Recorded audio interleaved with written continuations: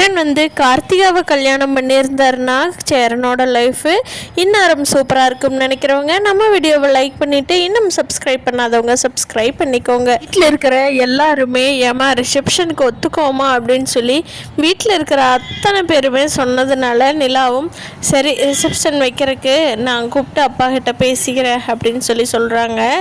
ஆனால் ரிசப்ஷன் வைக்கிறது வந்து யாருக்கு சந்தோஷமோ இல்லையோ பல்லவனுக்கும் நடேசனுக்கும் ரொம்ப சந்தோஷமாக இருக்குது. பல்லவன் நினைக்கிறேன் நம்மளாம் அன்னைக்கு ஒரு புது ட்ரெஸ் போட்டுட்டு சுற்ற போகிறோம் அப்படின்னு சொல்லி நடேசன் நினைக்கிற ரிச்சா போய் நம்ம தான் மாப்பிள்ளையோட அப்பா அப்படின்னு சொல்லி கெத்தாக கோட் சூட் போட்டுக்கிட்டு நல்லா சுற்றி மண்டபத்தை வளம் வந்து நல்லா சாப்பிட்டு நல்லா என்ஜாய் பண்ணணும்போ அப்படின்னு சொல்லி அவர் கன்ஃபார்மே பண்ணிட்டாரு.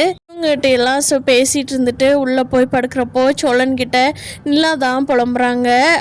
அழுகிற மாதிரியே உட்காந்துருக்காங்க. சோழன் கேட்கவும் இல்லை சோழன் அவங்கள விட்டுட்டு ரொம்ப தூரம் நான் வந்துட்டேன் இல்லையா, எனக்கு அதை நினச்சிட்டு திருப்பி அங்கே போய் ரிசப்ஷனுக்கு அதை நினைக்கிறப்ப ரொம்ப கஷ்டமாக இருக்குது சோழன், எனக்கு யாருமே இல்லைங்கிற மாதிரியே எனக்கு ஒரு ஃபீல் ஆகுது அப்படிங்கவும் சோழன் வந்து ஏன் இல்லை நான் இருக்கிறப்ப இனிமேல் நீ இந்த வார்த்தையை சொல்லலாமா நிலா, இனிமேல் இந்த வார்த்தையே உன் வாயிலிருந்து வரக்கூடாது, நான் இருக்கேன்ல அப்படின்னு சொல்லி நிலாவை ரொம்ப ஆறுதல் படுத்தி அமைதியாக்கிக்கிறாரு. சேரன் வந்து என்னமோ ஒரு யோசனையாகவே சமையல் ரூமுக்கு வெளியில் போய் உட்காந்து யோசனை பண்ணிக்கிட்டே இருக்காரு. அப்போ பாண்டி வந்து அண்ணன் என்னென்ன என்ன பயங்கரமாக யோசிச்சுட்ருக்குற அப்படிங்கிறாங்க. இல்லைடா அது ஒன்றும் இல்லைடா வாடா வந்து உட்காரு அப்படிங்கிறாங்க. ஆமாம் பாண்டி இன்னைக்கு வானதி கூட்டிகிட்டு போனீங்க மெடிக்கல் ஷாப் பார்த்தியாடா, பாரு அதை பற்றி நீயும் ஒன்றும் சொல்லலை நானும் கேட்குறக்கு மறந்துட்டேன் பாரு, என்னடா போய் பார்த்தியா ஏதாவது அப்படிங்கிறாங்க. ஆமாண்ணே சோழன் காட்டுனேன்ல அதை தான் போய் அந்த மெடிக்கல் தான் பார்த்துட்டு வந்தோன்னே விசாரித்த வரைக்கும் நல்ல மெடிக்கலாக தான் தெரியுது, அவங்களுக்கு வந்து ஒய்ஃபுக்கு சரியில்லாதனால கொடுத்துட்டு போகிறாங்க, இல்லைன்னா கண்டிப்பாக கொடுக்க மாட்டாங்கன்னு நல்லா ஓடிக்கிட்டு இருக்கிற மெடிக்கல் ஷாப்பு அப்படின்னு சொல்லவும் அப்புறம் என்னடா வானதிக்கு கொஞ்சம் அலைச்சலே இல்லைல்லடா, எப்போ வர்ற கஸ்டமர் அப்படியே வந்துகிட்டே இருப்பாங்கல்ல, வானதிக்கு அலைச்சலும் மிச்சம், பேசாமல் வாங்கிட வேண்டியதானடா பாண்டி அப்படிங்கிறாங்க. அண்ணே வாங்கலான்னு ஆனால் வந்து என்னடா பணம் இல்லையாடா அப்படின்னு சொல்லி சேரன் கேட்குறாங்க. ஆமாண்ணே 1,00,000 நம்ம அட்வான்ஸ் கொடுக்கணும், மந்த்லி இன்ட்ரெஸ்ட் கொடுக்கணும் அப்படிங்கிறாங்க. ஆமாண்டா எல்லா பக்கம் அப்படித்தான் இருக்குது, மந்த்லி அமௌண்ட் கட்டுற மாதிரி இருக்கும், அப்புறம் இது வாடகை கொடுக்கணும்லடா, கடன் நல்லா இருந்ததுன்னா போதும், நீ வானதிக்கு அதை பேசி முடிச்சு விட்டுருவிடா பாண்டி, அந்த பொண்ணும் ரொம்ப நாளாக மெடிக்கல் ஷாப்புங்கிற கனவுலையே வாழ்ந்துக்கிட்டு இருக்குது அப்படின்னு சொல்கிறாங்க. சரிண்ணே நான் நாளைக்கு தான் டோக்கன் அட்வான்ஸ் கொடுக்குறேன்னு சொல்லிட்டு வந்திருக்கிறேன் அப்படின்னு சொல்லவும் நான் சூப்பர்ரா பணம் இல்லைன்னா அண்ணங்கிட்ட கேளு, அண்ணங்கிட்ட கையில் இருக்கிறது எல்லாமே தர சரியா அப்படின்னு சொல்லவும் சரிண்ணே. ஆமாம் நீ என்ன சோகமாக வந்திருந்த அப்படிங்கிறாங்க. அது என்னடா கேட்குற விடு அப்படிங்கிறாங்க. இல்லைண்ணா சொல்லுண்ணா அப்படின்னு சொல்லி கேட்கவும் அப்போது நம்ம சேரன் சொல்கிறாரு, இன்னைக்கு நான் வேலை முடிச்சுட்டு சைக்கிளில் வர்றப்போ கார்த்திகாவை பார்த்தேன்டா அப்படிங்கிறாங்க. என்னது கார்த்திகாவா, அது என்ன கார்த்திகா உங்கள் கண்ணுக்கு மட்டும் தட்டுப்படுது, நானோ சோழனோ பாண்டியோ யாருமே கார்த்திகாவை பார்க்கல, அண்ணே என்னாச்சுண்ணே சம்திங் என்ன அப்படிங்கிறாங்க. அந்த பொண்ணு கல்யாணமான பொண்ணுடா, யாரு கூட எதை வச்சு பேசணும்னா விவஸ்தையே இல்லைடா உங்களுக்கு அப்படின்னு சொல்கிறேன். பல்லவன் வீட்டுக்குள்ளேருந்து வெளியே வர்றாங்க. பல்லவன் அண்ணே எங்கண்ணே இருக்க அப்படின்னு சொல்லி சேரனனாவை தேடிட்டு வர்றாங்க.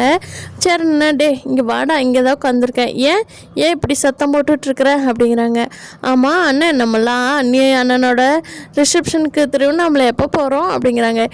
இப்போ தாண்டா நிலாவும் சோழனுமே முடிவு பண்ணியிருக்காங்க, அதுக்குள்ளே உனக்கு என்னடா பறக்கிற, இன்னும் அவங்க அம்மா அப்பாட்ட கூப்பிட்டு பேசணும், அதுக்கப்புறமா அவங்க டிக்கெட்டெல்லாம் எப்போ போட்டு என்ன பண்ணலான்னு முடிவு பண்ணணும், அதுக்கப்புறம் தான்டா ரிசப்ஷன் அப்படிங்க. இன்னும் ப்ராசஸ் இருக்கா அப்படிங்கிறாங்க. ஆமாண்டா அப்படிங்க. சரி அப்படின்னு சொல்லிட்டு பல்லவன் ஆமாம் இங்கே என்ன டிஸ்கஷன் பேசிகிட்ருக்கீங்க அப்படிங்க. ஒன்றும் டிஸ்கஷனில் பெரிய டிஸ்கஷன்லாம் இல்லை, சும்மா உட்காந்து பேசிகிட்ருக்குறோம், வாடா நீயும் சாப்பிட்டாச்சுல வந்து உட்காருவா அப்புறமா போய் படுத்துக்கலாம் அப்படிங்கவும் தள்ளி உட்காருங்க, நான் 2 பேர்த்துக்கு சென்டரில் தான் உட்காருவேன் அப்படின்னு சொல்லி பல்லவன் வந்து உட்காந்துக்கிறான். அப்போது பல்லவனுக்கு திடீர்னு ஒரு ஞாபகம் வருது. டக்குன்னு எந்திரிச்சு உட்கார்றாரு. அப்போ பாண்டி கேட்குறா, என்னடா இப்போ தான் படுத்த அதுக்குள்ளே எந்திரிச்சு உட்கார்ற அப்படின்னு கேட்கவும், அண்ணன் நான் வந்து அண்ணங்கிட்ட ஒரு விஷயம் சொல்லலான்னு நினச்சிட்டு இருந்தேன், பாரு சுத்தமாக மறந்துட்டேன் அப்படிங்கிறாங்க. ஆமாம் அப்படி என்னடா சொல்ல போகிற அப்படிங்கவும், அண்ணன் அந்த பக்கமாக காலேஜ் போயிட்டு என்னோடய ஃப்ரெண்டு அங்கே இருந்தானே, அதனால் அவனோட வீட்டில் இன்றைக்கி பர்த்டே பார்ட்டி அவனுக்கு வாங்க வாங்கன்னு கூப்பிட்டுருந்தான், அதனால் போனேன்னு. அந்த வீட்டில் நான் என்ன பார்த்தேன்னு தெரியுமா அப்படிங்கிறாங்க. சொல்லுடா அப்படி என்னடா பார்த்த அப்படிங்கவும், பாண்டி வந்துட்டு டே ரொம்ப சர்ப்ரைஸ் வைக்காதடா அப்புறம் பார்த்துக்கோ அப்படிங்கவும், அண்ணே அந்த பார்ட்டி நடக்க போகிற வீட்டுக்கு நம்ம வீட்டிலேருந்து கொஞ்சம் தூரம் தானே, அது நல்லா நடந்து போய்க்கலாம் அப்படின்னு சொல்லிட்டு போகிற வழியில் நம்ம கார்த்திகா இருக்காங்கள்ல, அவங்க அம்மா அப்பா கார்த்திகா எல்லாம் 3 பேரும் அங்கே தான் உட்காந்துருந்தாங்க. நம்ம பெரியப்பாவும் அவசரமாக வந்துட்டு இருந்தார். எல்லாரும் சீரியஸாக இருக்கிறத பார்த்துட்டு நான் என்னாச்சு ஏன் எல்லாம் இப்படி இருக்காங்க அப்படின்னு சொல்லிட்டு நான் இப்போ ஓரமாக ஒதுங்கி நின்று கேட்டுட்டு இருந்தேன்னு. அப்போது எல்லோரும் என்ன பேசிகிட்டு இருந்தாங்க தெரியுமா அப்படிங்கிறாங்க.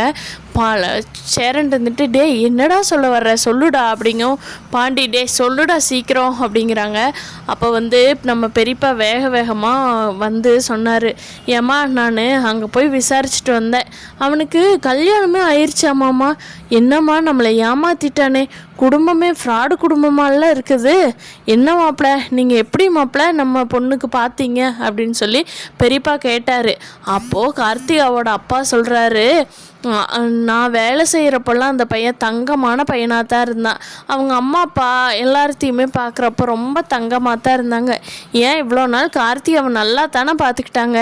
இப்போ திடீர்னு அங்கே வந்து ஒரு ஓனரு அந்த பொண்ணை நீ கல்யாணம் பண்ணிக்கலைன்னா உன்னோட வேலை இங்கே விட்டே தூக்கிடுவேன், அதுவும் இல்லாமல் நீ எனக்கு வேலையே வேண்டான்னு சொல்லி ஊருக்கு போனீனாலும் உன் மேலே ஒரு கேஸை போட்டு நீ ஊருக்கு போகிறதுக்கு இல்லாமல் பண்ணிடுவேன் அப்படின்னு சொல்லி துபாயில் சொல்லவும், அந்த பையன் வந்து வேறு ஆப்ஷன் இல்லாமல் அவன் கொஞ்சம் போராடி பார்த்துருக்கலாம், வேறு ஆப்ஷன் இல்லாமல் அந்த முதலாளி பொண்ணை ஏன் கல்யாணம் பண்ணிக்கிட்டான், கல்யாணம் பண்ணி குடும்பம்னு நடத்துகிறான்னு தகவல் வருது அப்படின்னு சொல்லி எல்லாரும் ரொம்ப கவலையாக பேசிகிட்டு இருக்காங்க. கார்த்திகாவோட அம்மா இருந்துட்டு ஐயோ ஐயோ ஐயோ என் பொண்ணு வாழ்க்கையை இப்படி கெடுத்துட்டானே பாவி பையன், என் பொண்ணு எதுக்கு கல்யாணம் பண்ணுனா, ஐயோ இப்படி ஆகிப்போச்சே அப்படிங்கிறாங்க.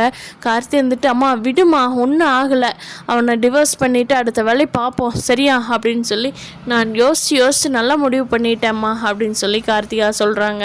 என்னடி அவ்வளோ அசால்ட்டாக சொல்கிற, ஒரு வாழ்க்கையை முடிஞ்சதுன்னா அது கஷ்டம் என்னன்னு எங்களுக்கு தாண்டி தெரியும், நீ சின்ன பிள்ளை அப்படி தாண்டி சொல்லுவ அப்படிங்க. இப்போ என்ன பண்ணலாம், அதுக்கு அவங்களுடைய போய் இன்னும் 2வது மனைவியாக நானும் கூட தான் இருப்பேன்னு போய் அதே வீட்டில் இருக்க சொல்கிறியா அப்படின்னு சொல்லி பேசிக்கிட்டு இருந்தாங்க அப்படின்னு சொல்லி பல்லவன் சொல்லவும் சேரன் எந்திரிச்சே நின்றுட்டாரு.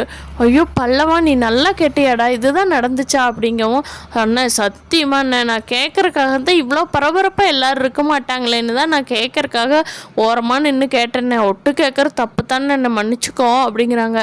அதுதான்டா நான் இன்னைக்கு வேலைக்கு போகிறப்ப கார்த்திகாவை பார்த்தேன்டா, கார்த்தியோட முகம் அவ்வளோ சோகமாக அவ்வளோ சோர்ந்து போய் இருந்தது அந்த பொண்ணு, எனக்கு அப்போ தெரியல, காரணம் எனக்கு இப்போ தாண்டா தெரியுது.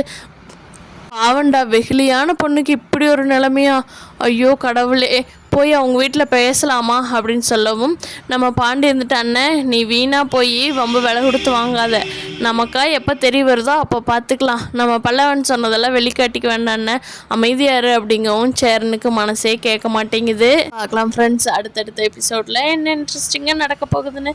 இந்த வீடியோ பற்றி நீங்கள் என்ன நினைக்கிறீங்கன்னு கீழே கமெண்ட் பண்ணுங்கள்.